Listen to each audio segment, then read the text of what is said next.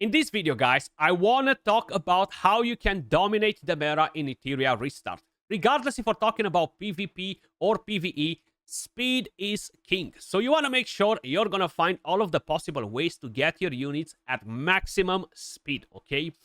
Then, of course, I want to make sure you guys are prepared. You're well aware of everything that is happening in the game. So when the official launch is here and you start playing, if you're not playing the beta right now, you're gonna know everything that needs to be done in order to avoid mistakes.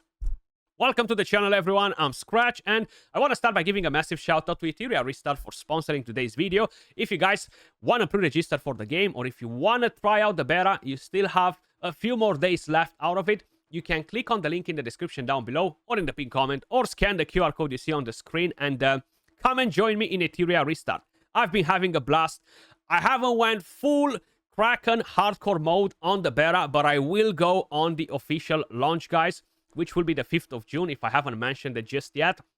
If you guys are looking for a union, for a guild / clan, we are probably going to have the biggest cluster in this freaking game. So come and join us in the Celestials, guys. Regardless if you're playing the beta right now or you are looking to start directly in a strong union on the official launch, come and join our Discord. We have actually been selected as a guild, of course, the Celestials, to participate in their official tournament that they are actually hosting after the beta, which is going to be a PvP one. It's going to be pretty badass. But leaving all of that on the side, guys, let's quickly talk about speed. How can we ensure that we have some of the fastest units in the game? Basically, there are a few different ways on how you can get your units faster, and I'm gonna explain you exactly on what you need to pay at what you need to pay attention, and what resources you should basically keep up for these specific things. So of course, there is no secret, the most important dungeon that you're gonna have to basically farm at the moment, at least for a very long time, is going to be Doki Doki. Okay, so that's gonna be really important, because from here you're going to get the Swift gear, the Swift Rush. Later on, you're going to unlock different sets as well that will give you speed. You're going to be able to combine them, make your units even faster, but that's something that's going to happen more towards mid-game, end-game. So this is the main source of speed gear, right? So you're going to farm this non-stop. Now, when we are talking about the actual units, guys, for Arena, especially for Arena, speed is king. You want to go first, and there's one freaking OP SR unit, which is actually just an SR in disguise, which is the absolute GOAT, okay? This skill right here, decrease speed, turn meter manipulation, okay? So he is super important. Now, how can we ensure that we have him as fast as possible? There is actually a little secret in the game. I mean, it's not really a secret, but a lot of people most likely are missing that. So at the moment, I have him at what? 228 speed. Pretty decent, considering that I don't necessarily have the best modules in here. One thing that I would strongly recommend you, do not level all of them up to like level 15, especially if we're talking about Swift gear. You want to make sure you're getting some substats on the speed. Especially if they're epics or lower rarity, I wouldn't take them higher than level 12, to be honest. I do have a few of them at level 15, but to be honest, it's very costly. So I'm telling you that from my personal mistake. You will require a few of them to level 15 to ensure that you're able to push on higher stages in dungeons. And this is related to all of the modules, right? You want to look for pieces that are rolling you speed. And this will cost you a lot of universal currency. That's why you gotta be very cautious with how you are actually using it. Then, once you're done with this super standard thing that everybody knows, at prowess, you're gonna require, you're gonna need to upgrade the skills, right? And if you are paying attention, everybody will start with skill 3, move on to the skill 2, and then maybe move on to skill 1, once you're done with the other 20 units that you are planning to build. But this game does something a bit different than others. You're getting stats when you're leveling up their skills, okay? Which means that right here we get 20% effect accuracy. But this is skill 3. If we go to skill 2, right here we're going to get 15% defense. If you go to skill 1, you're going to get 12 speed, okay? So 12 speed can be the decisive factor if your team goes first or not. So this is something that you need to keep in mind. I know most of us won't want to invest so many resources into leveling up skills, the first skills on most of the units, but if you are paying attention, most of them are getting speed. If they're support, some of them damage dealers as well, debuffers.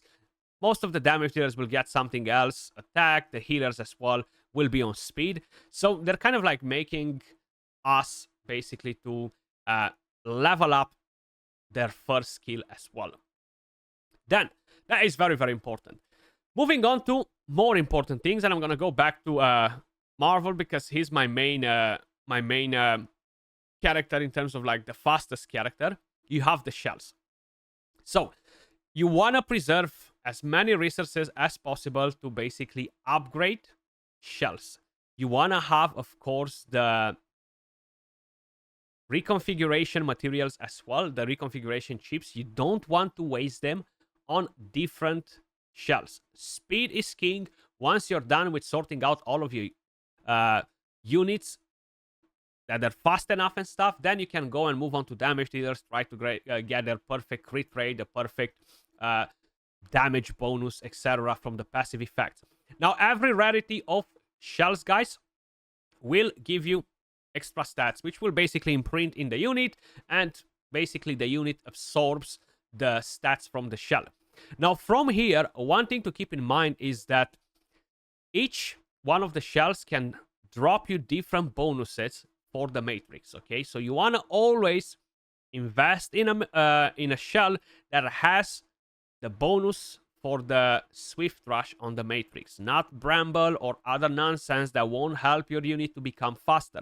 Like this, especially in the end game, you're going to be able to mix up a Swift set with another set that will give you speed, and that will take you to 300 plus speed and stuff, right?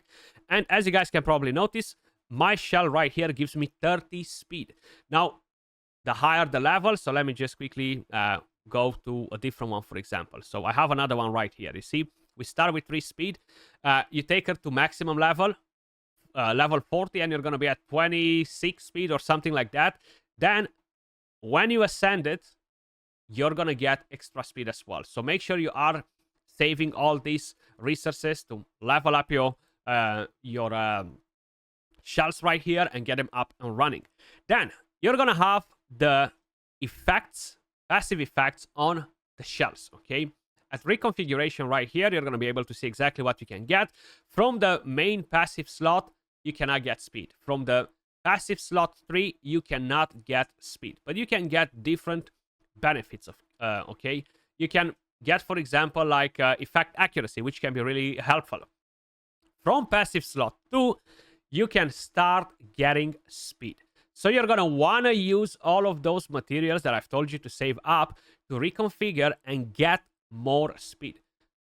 The best thing for me would be to try and get the highest tier, right? To get the legendary one right here. But I'm going to have to basically keep this one for the moment because maybe I'm going to waste all of my reconfigure materials and never hit another epic speed one, okay? So that's basically how you're going to get all of your units as fast as possible, okay? Now, I am not claiming by any means that I'm super fast in the game because I still have a long way to go and stuff, but this is what I've discovered so far. These are the mistakes that I would suggest you to basically avoid as well, and the things to keep an eye on. To be prepared for the official launch, guys, to make sure you're gonna be able to move fast. That was all for this video. Hopefully you enjoyed it, guys. If you did, smash a like, subscribe to the channel. I will be covering Etheria Restart on this channel, daily guides, news, tips and tricks, and everything else related to the game. So make sure you keep an eye on it. Big shout out to Etheria Restart for sponsoring the video. And don't forget, if you want to pre-register or try out the beta, click on that link in the description down below. I will catch you all in the next one. Peace.